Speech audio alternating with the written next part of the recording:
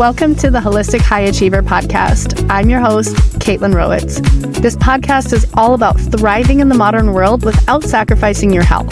It's for all of my fellow high achievers, business owners, mompreneurs, single parents, hustlers, and the people who do so much for everyone else and sometimes at a detriment to their own health. The people who want to do it all but really need to find a better way without burning themselves out or continuing to put their own health on the back burner. Yes, we'll talk about health, nutrition, and movement and easy solutions to living healthier, but we'll also cover topics like goal setting, building habits, and overcoming challenges and limiting beliefs, which can be applied to any area, including health, so that you can thrive holistically. Hello, high achievers. If you are listening to my podcast, you're likely a high achiever. And as high achievers, many of us feel this pull to always be busy and always need to be doing something. And for me, there's this part of me that thrives on feeling accomplished and challenged. I love it. I feel like a badass, and I'm competitive. I'm driven. I'm ambitious, which are incredible qualities until they're not. I always say this too, that the best qualities in ourselves also in different situations come out as our worst qualities. And this is true for anything, right? Like people pleasers are the nicest people in the world until they're doing it at a detriment to their own like self-care and boundaries. And for me, when I shared in the first episode with my postpartum journey, my desire to go all the time was giving me massive anxiety and full-on panic attacks because all of this pressure that I was putting on myself to perform at a time when all I should have been doing was just recovering and taking care of my newborn. But it shows up in areas of life because it's just how we operate. And you don't have to be a parent, to fall victim to this go. As some of you know, I've been a massage therapist for 14 years and I own a better body. And in the massage industry, burnout is a real thing. The average massage therapist only stays in the profession for like 2 to 3 years. And it's not just mental burnout. Like massage is one of those professions that is a very physically demanding job. And so because of that, most massage therapists, they don't work more than 20 hours of hands-on massage in a week.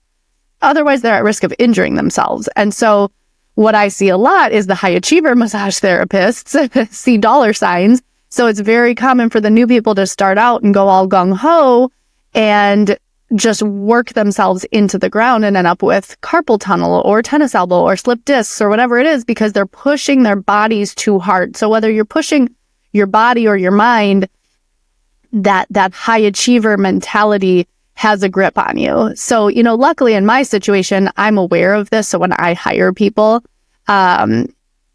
I make my new hires start with fewer, shorter shifts and then add on when they can, because I'm always like, I'd rather you under promise and over deliver. And that goes both ways.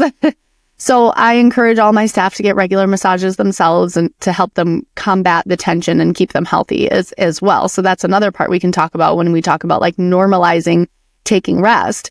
It's not just, like I said, there's the mental component of it, right? So if you work in the corporate world or you're running your own business, people just take on so much work stress. They work long hours. They take work home with them. When you run your own business, it's kind of hard not to.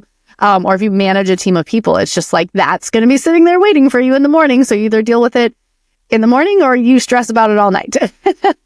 And it literally does. It keeps people up at night. I have worked with so many clients and I've had to do this trick personally where I have to keep a notebook or like Post-it notes by my bed. Because if I can't let go of a thought, writing it down sometimes helps. But when you're running a team, when you're managing a business, whatever you're doing,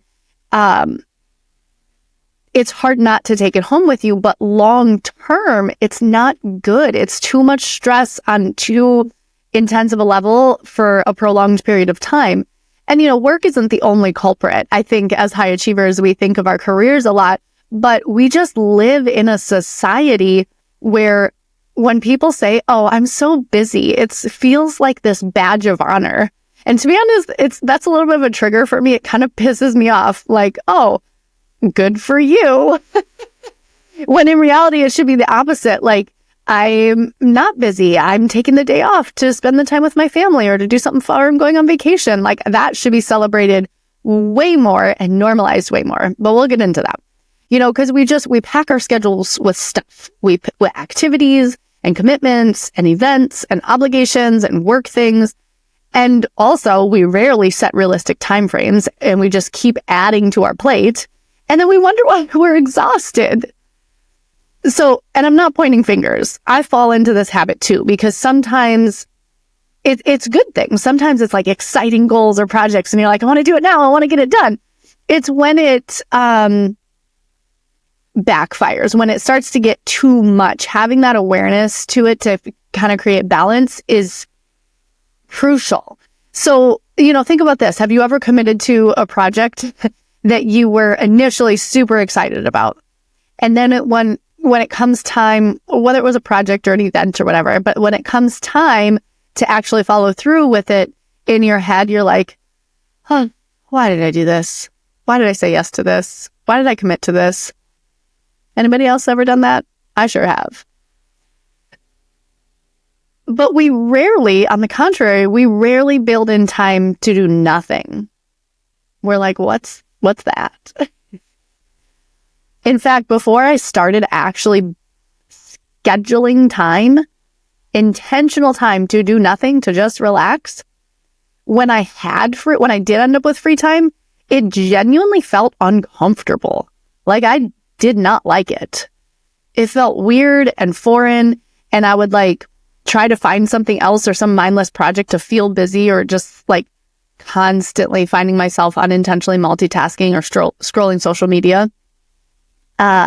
So even when I was trying to relax, even when I was like, I probably should, I'd say, I'll just catch up on a couple emails, or I'll just scroll Facebook Marketplace to see if there's anything I didn't know that I needed.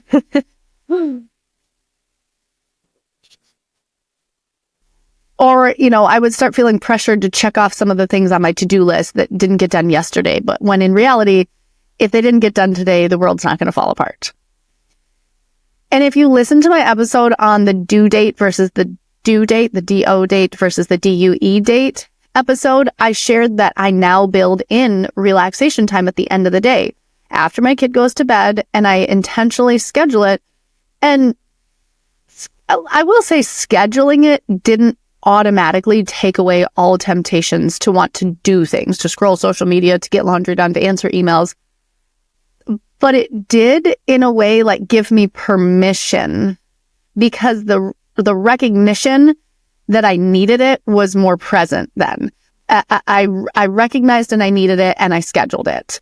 I had already gone through that thought process and realizing that it was important enough to actually add it into my calendar as an event. And I talk so much about health and self-care being the foundation for us to be able to thrive, and yet I was still finding it hard to relax regularly. So if this is resonating with you, here's your sign, or the permission if you feel like you need it, or it might help, to just let it be okay to do nothing sometimes. This doesn't make you lazy. In fact, it is the opposite, because you're not just going to become a couch potato because you relax. It's not like an addictive drug that as soon as you do it, all of a sudden you'll never be able to be productive again. You're listening to this podcast. You're a high achiever. So taking some time to do nothing is not going to change who you are. It's just going to allow you to recharge your battery more often so that you can thrive when it is time to show up for what's really important. We charge our phones every night, so that means we need to charge ourselves so that we have full batteries to be parents, to be partners, to be the best coworkers and bosses, to get in shape or to stay in shape and to thrive. I don't care when you do it or what you do during your time, as long as it happens.